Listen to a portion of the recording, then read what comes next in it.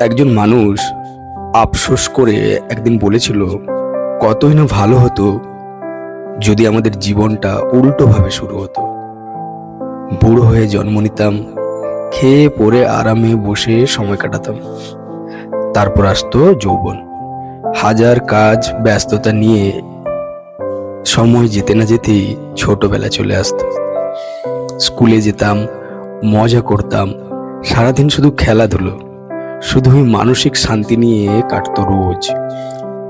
তারপর আরো ছোট, দুধের শিশু, সেদিন আর মুখে আসবে না কোনো কথা, শুধু মায়ের মুখের দিকে অদ্ভুত দৃষ্টি নিয়ে তাকিয়ে থাকবে।